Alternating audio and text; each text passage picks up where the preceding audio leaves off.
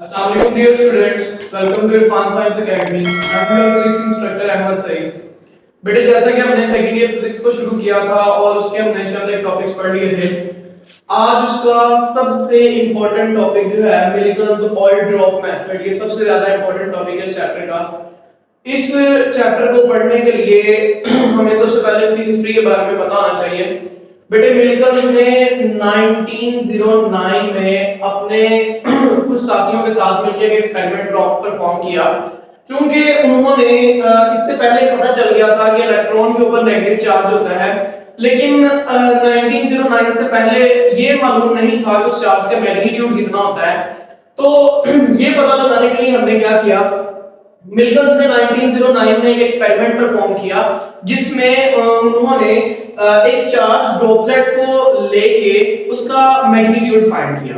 बेटे इसको पढ़ते हैं। यहाँ पे उन्होंने जो ऑपरेटर्स यूज किया उसकी मैंने सिमेट्रिक डायग्राम यहाँ पे बनाई है। ये एग्जैक्ट उसी तरह की डायग्राम नहीं है, लेकिन ये सिमेट्रिक डायग्राम है उसकी। बेटे उन्होंने एक स्टील का टैंक लिया। ये इवैक्यूएटेड स्टील टैंक नहीं है, सिर्फ स्टील टैंक है, जिसके अंदर इसको इसलिए स्टील टैंक में रखा गया है ताकि बाहर से इसके ऊपर कोई फोर्स एक्ट ना हो। इसके अलावा ये हमारे पास ऑटोमाइजर है। ऑटोमाइजर के अंदर हमने ऑयल को फिल किया है और जब हम ऑटोमाइजर को ऑन करते हैं तो ये ऑयल के पार्टिकल्स को छोटे-छोटे ड्रॉपलेट्स में चेंज कर देता है। इसके अलावा हमने यहाँ पे माइक्रोस्कोप लिया। माइक्रोस्कोप हमने इसलिए ताकि हम इस चार्ज पार्टिकल को ब्रीफली स्टडी कर पाएं, और ये हमने लाइट सोर्स लिया ताकि हम उसको इल्यूमिनेट करके उसकी मोशन को स्टडी कर सकें। बेटे इस प्रोसेस को शुरू करते हैं।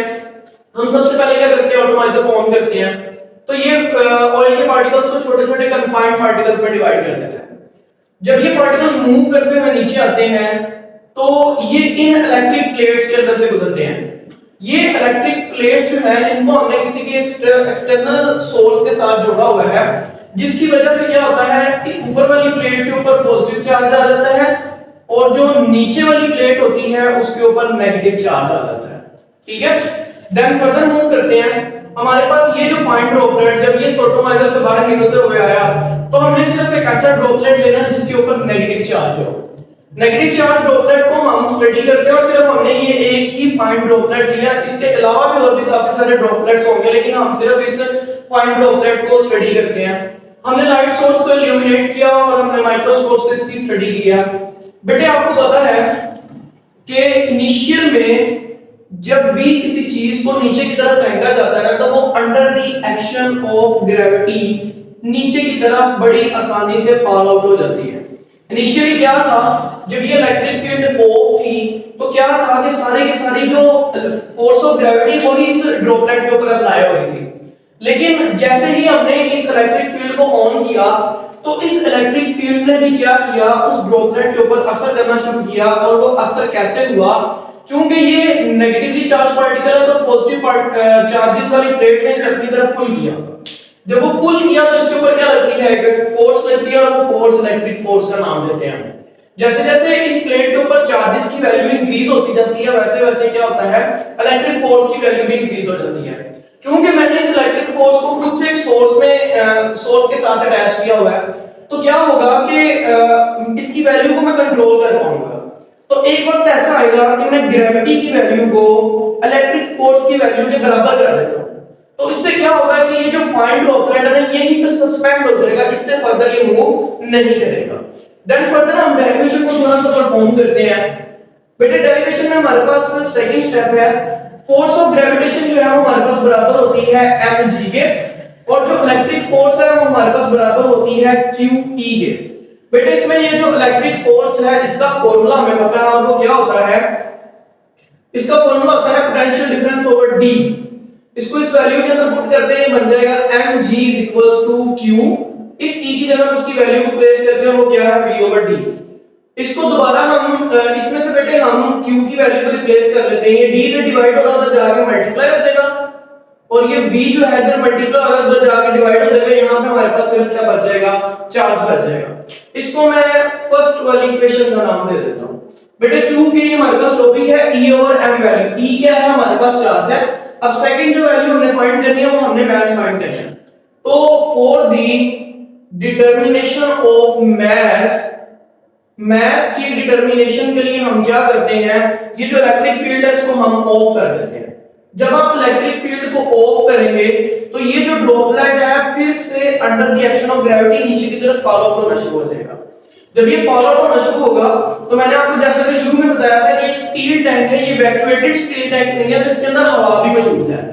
वो हवा क्या करेगी, इसको ऊपर की तरफ पुल करेगी, क्योंकि जब भी कोई ड्रॉपलेट नीचे की या कोई भी ऑब्जेक्ट जमीन पे गिर रहा होता है तो जमीन के ऊपर जो हवा मौजूद होती है वो उसको ऊपर की तरफ पुश करती है। बेटे कोई भी ऐसा अगर मीडियम की वजह से किसी भी ऑब्जेक्ट के ऊपर कोई भी फोर्स एक्ट करती है तो वो फोर्स कहलाती है ड्रैग फोर्स। उस फोर्स को हम ड्रैग फोर्स का नाम देते हैं और उसे हम एफ ऑफ डी से डिनोट करते हैं। दोबारा, जब भी किसी मीडियम की वजह से किसी भी ऑब्जेक्ट के ऊपर कोई फोर्स एक्ट करती है तो वो फोर्स क्या कहलाती है, ड्रैग फोर्स। बेटे जैसे ही ड्रैग फोर्स इसके ऊपर एक्ट होगी तो फोर्स ऑफ ग्रेविटी जो है वो हमारे पास ड्रैग फोर्स के बराबर हो जाएगी और ये जो ऑब्जेक्ट है ये टर्मिनल वेलोसिटी के साथ मूव करना शुरू हो जाएगा। टर्मिनल वेलोसिटी क्या है हमारे पास, ये हमारे पास एक यूनिफॉर्म मोशन है जो कि क्या है, जो जब भी ड्रैग फोर्स इस फोर्स ऑफ ग्रेविटी के बराबर होगी तो ये जो ऑब्जेक्ट है ये ड्रैग फोर्स के साथ मूव करेगा, ड्रैग टर्मिनल वेलोसिटी से मूव करेगा, जिससे क्या होगा, इसकी जो मोशन है वो यूनिफॉर्म हो जाएगी और इसको स्टडी करना ज्यादा आसान हो जाएगा। इसको थोड़ा सा सोल्व करते हैं। फोर्स ऑफ ग्रेविटी को हमने पढ़ा हुआ है वो किसके बराबर है, mg के, और ये जो ड्रैग फोर्स है इसका फॉर्मूला होता है 6 पाई ईटा rvt। बेटे चूंकि ये ड्रॉपलेट जो है वो कन्फाइंड स्फीयर की फॉर्म में है तो मैं मास को चेंज कर सकता हूं। इस ड्रॉपलेट की कुछ ना कुछ डेंसिटी होगी तो मैं डेंसिटी का फॉर्मूला लिखता हूं, density is equals to mass over volume. जब हम इसे सॉल्व करेंगे तो ये बन जाएगी m is equals to density और v। क्योंकि मैंने आपको बताया कि ये जो है एक फाइन स्फीयर, एक गोल स्फीयर की फॉर्म में है तो ये जो वॉल्यूम होगा ये बराबर होता है volume of a sphere 4/3 pi r cube. बेटे इसको हम अपनी इस इक्वेशन में पुट करते हैं तो ये इक्वेशन हमारे पास कुछ इस तरह बन जाएगी। m की जगह में हम उसकी वैल्यू को प्लेस कर देते हैं। m की वैल्यू हमारे पास थी रो v, ये वाला g हमारे पास वैसे का वैसे आ जाएगा। देन फर्दर हम 6 पाई ईटा rvt। बेटे ये जो वॉल्यूम है बेटे हमारे पास जब मैंने इसकी वैल्यू को प्लेस किया तो हमारे पास जो बाकी वैल्यूज बचती हैं वॉल्यूम की वैल्यू पुट करने के बाद वो बनती है 4/3 पाई r क्यूब और ये बन जाएगा 6 पाई ईटा rvt। बेटे इसको सिंपलीफाई कर लेते हैं, ये पाई से कैंसिल हो गया, ये r जो है वो इस r के क्यूब से कैंसिल हो जाएगा तो यहाँ पे सिर्फ r का स्क्वायर बच जाएगा। बाकी हमारे पास जो वैल्यू बचती है वो है पाई 4/3 r स्क्वायर और ये बन जाएगा 6 ईटा vt। बेटा इसमें से r स्क्वायर की वैल्यू निकालनी है, 3 से डिवाइड होगा तो जाके मल्टीप्लाई हो जाएगा, 6 ईटा vt 3 मल्टीप्लाई हो गया, 4 और डेंसिटी से मल्टीप्लाई हो जाएगा तो जाके क्या हो जाएंगे, डिवाइड हो जाएंगे। यहाँ पे क्या बच जाएगा, सिर्फ r का स्क्वायर। इसको थोड़ा सा और सिंपलीफाई कर देते हैं, 2 2 जा 4 2 3 जा 6, ये 3 और इस 3 से मल्टीप्लाई होगा तो हमारे पास बन जाएगा 9 ईटा vt ओवर 2 रो। बेटे हमने इस r की वैल्यू को इस वैल्यू में पुट करना, मास की वैल्यू निकाल लेनी है। बाद में जब आप मास की वैल्यू यहां पे पुट करेंगे तो आपने चार्ज की वैल्यू निकाल लेनी है। बेटे जब मिलिकल्स ने ये एक्सपेरिमेंट फर्दर बार-बार परफॉर्म किया, सिर्फ इसी ड्रॉपलेट के ऊपर नहीं, हर ड्रॉपलेट के ऊपर, तो उससे जो मैग्नीट्यूड ऑफ अ चार्ज नजर आया वो था 1.69 मल्टीप्लाई बाय 10⁻⁻19। ये जो था वो एक कन्फाइंड वैल्यू थी जो हर चार्ज के लिए क्या थी, सेम थी। अगर आपको इस टॉपिक में कोई भी डिफिकल्टी हो रही हो तो आप कमेंट करके दोबारा पूछ सकते हैं। Thank you for watching this video, take care, अल्लाह हाफिज़।